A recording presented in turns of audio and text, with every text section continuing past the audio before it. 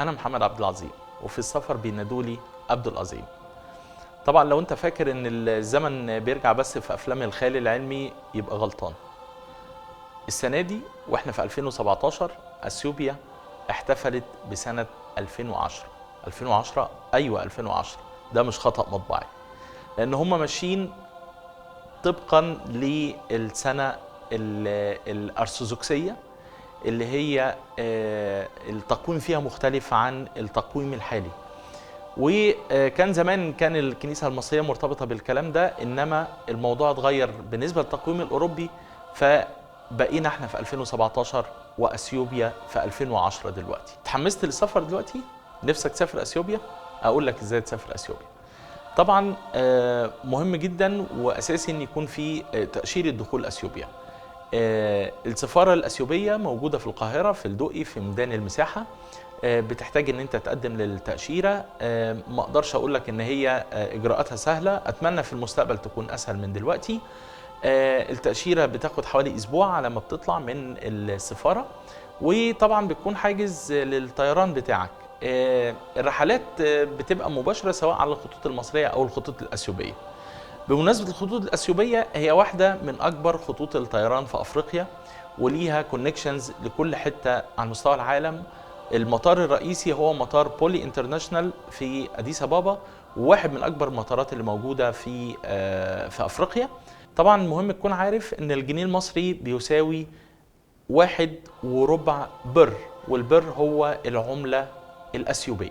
طبعا زي ما اتكلمنا قبل كده في الحلقات اللي قبل كده عن موضوع الاوتيلات، وان مهم جدا ان انت تكون حاجز الاوتيل اللي هتنزل فيه ومحدده ومحدد المده اللي انت رايحها من قبل ما تسافر بشكل سليم. الاوتيلات في اثيوبيا فيها تنوع كبير الحقيقه. احنا يعني اساسا هنتكلم عن الاوتيلات في اديس ابابا بالاضافه للاوتيلات في المدن الثانيه، انما لازم تكون محدد مستوى الاوتيل اللي هتقعد فيه، محدد مكان الاوتيل بالنسبه للمناطق الحيويه في وسط المدينه، وللاماكن اللي انت ناوي تزورها.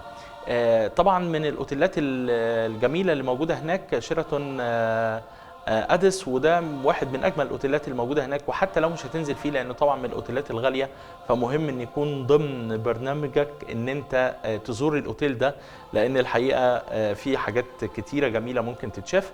وطبعا بالاضافه ل اوتيلات تانية كتيره موجوده بمستويات مختلفه يعني. الاوتيلات طبعا اسعارها بتبتدي تقريبا من حوالي $40، وطبعا المستويات بتتفاوت على حسب يعني قدراتك وعلى حسب امكانياتك اللي انت حابب ان انت تحجز بيها. بالنسبه للاكل في اثيوبيا، فالاكل في اثيوبيا مختلف تماما عن اي مكان في العالم، ليه طابع مميز وليه طرق كتيره بيتعمل بيها. العامل المشترك في الاكل في اثيوبيا هو الخبز. الخبز الاثيوبي مميز وعامل مشترك في كل طبق من الاطباق الاثيوبيه. طبعا في يعني اكلات كتيره مشهوره هناك، بس انا هذكر منهم اتنين. العصيده، وممكن اسمها يكون يعني مألوف بالنسبه لنا ان احنا يعني بنسمعه او بيتعمل بطريقه معينه عندنا، واكله الشيرو. طبعا بالنسبه للمطاعم في اثيوبيا ففيها تنوع ضخم جدا جدا، والجانب العربي حاضر فيها من خلال المطعم اللبناني والمطعم اليمني. بالمناسبة اللي هيزور أديس لازم يزور المطعم اللبناني اللي موجود هناك، في كل أنواع الأكل اللي ممكن تحبها، وفي عروض فنية الحقيقة يعني بستايلز مختلفة على مدار اليوم. فهو يعني أحد معالم أديس أبابا الحقيقة.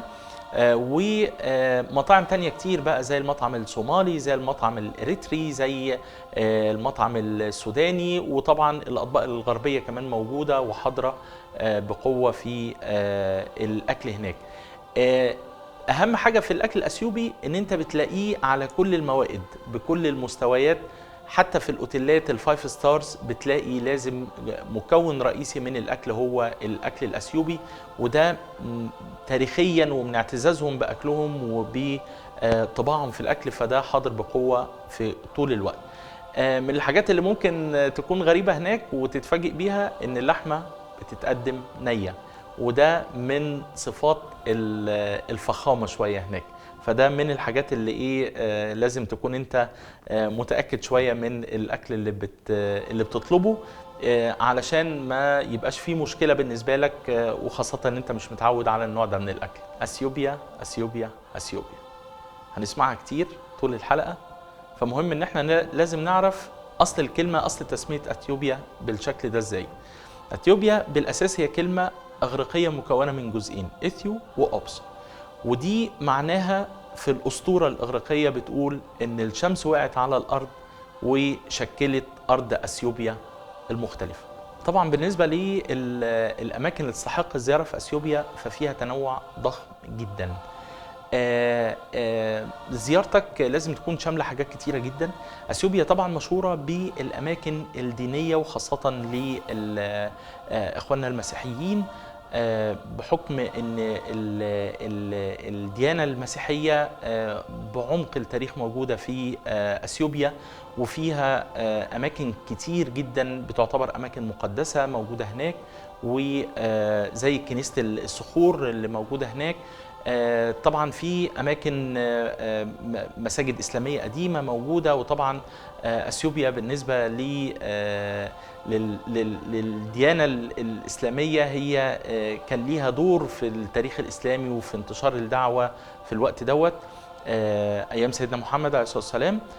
طبعا بالنسبه للاماكن الاخرى المتنوعه فهي متعدده جدا، من متاحف، من اماكن للتنزه موجوده في سواء في العاصمه او في اماكن تانية. طبعا رحلات السفاري حاضره بقوه، تسلق الجبال برضو مع وجود التحضيرات المناسبه للموضوع ده حاضره بقوه. اثيوبيا فيها تنوع ضخم جدا في الاماكن اللي تستحق الزياره الحقيقه. طبعا من الحاجات العظيمه جدا في اثيوبيا زي ما فعلا كلنا عارفين وزي ما مشهوره بيها عالميا هي القهوه.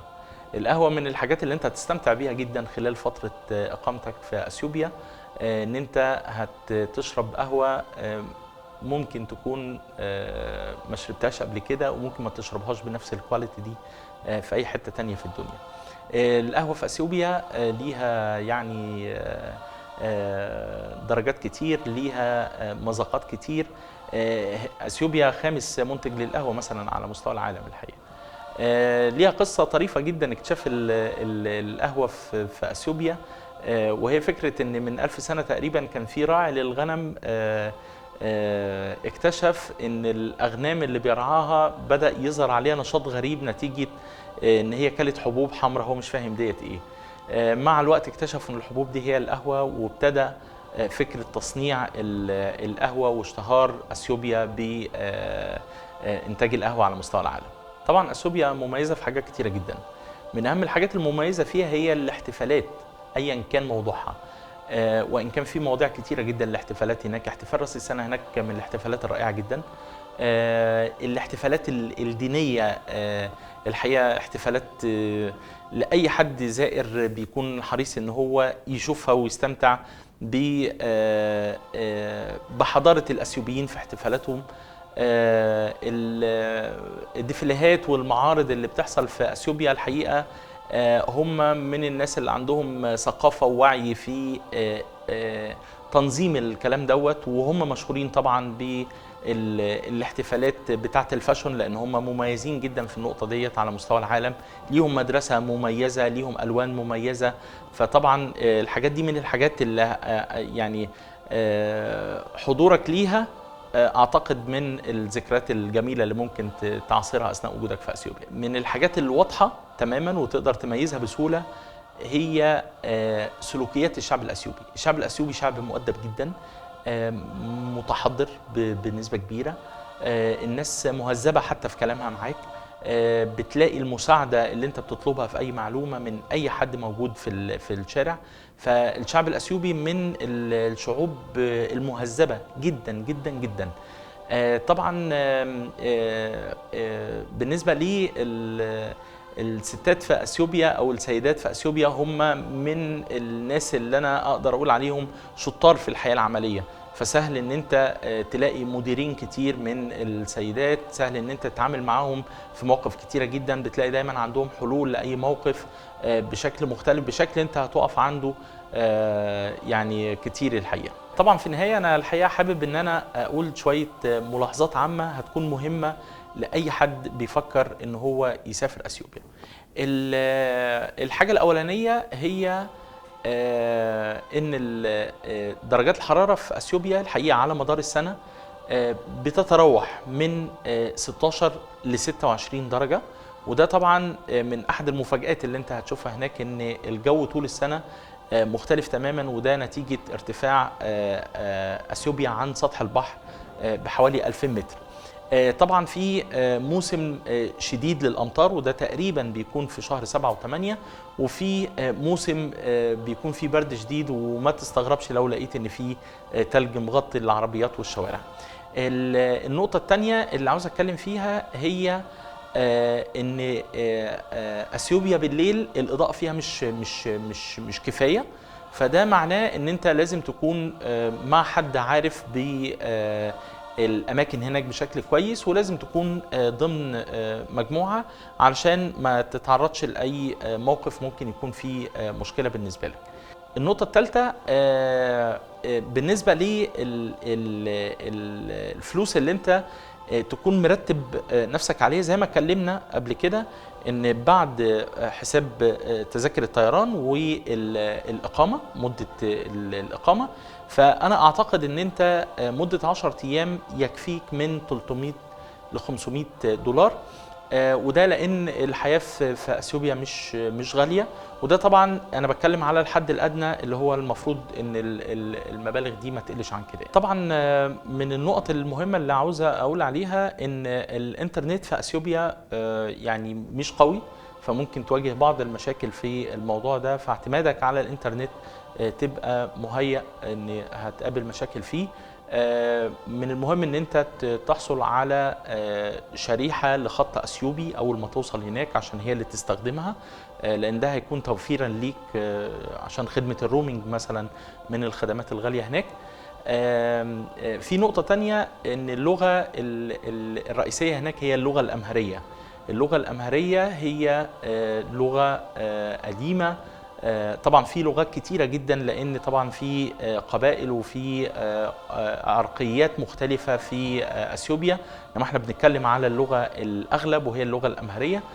في تشابهات يعني كتيرة ما بين اللغة الامهرية واللغة العربية، وده نتيجة تمازج الحضارات قبل كده، يعني كلمة سلام كلمة مشتركة، كلمة البن زي ما احنا بنقولها بتتنطق بنة في اثيوبيا، بعض الارقام زي رقم 7 ورقم 3 بيتنطقوا بنفس الطريقة ما بين اللغتين، فدي نقطة من النقط المهمة. الحقيقة من الحاجات اللطيفة اللي عاوز أقولها إن أول عداء أفريقي حصل على ميدالية ذهبية في الأولمبياد كان سنة 1960، وكان عداء أثيوبي اسمه أبيبي بكيلة، والغريب واللطيف إنه خد الميدالية الذهبية في الماراثون وهو حافي القدمين. في بعض القبائل من مظاهر الجمال هي وجود حلقة كبيرة في الشفة السفلية، وده يعني ما تستغربش او تقول ان ده من احد مظاهر التخلف اللي موجودة هناك، لا هي من احد معايير الجمال اللي موجودة في اثيوبيا لدى بعض القبائل يعني. طبعا في حاجة اخيرة عاوز اقولها عن اثيوبيا، ان انا اثيوبيا مش من الدول، هي الدولة الوحيدة اللي قبل ما كنت اسافر اول مرة انا كنت مسافر للمجهول، اللي انا ما كانش عندي اي معلومات عن اثيوبيا، مش عارف ايه طبيعة الشعب ده، مش عارف هل هو شعب كويس، شعب هتبسط معاه، شعب انا هيكون في مشاكل في التعامل، هل احب ان انا اروح تاني. والحقيقة طبعا كان من المفاجآت المذهلة بالنسبة لي ان من احب الشعوب اللي انا حبيتها هو الشعب الاثيوبي لادبه ولحضارته، وحسيت ان هو في حاجات كتيرة بتجمعنا ببعض، وفي قرب ضخم جدا، بالاضافة ان هم طبعا بيحبوا يعني مصر، وبيحبوا الشعب المصري بصورة يعني حقيقية يعني. في النهاية بشكركم على الحلقة، ونتقابل إن شاء الله في بلد جديدة بمعلومات جديدة.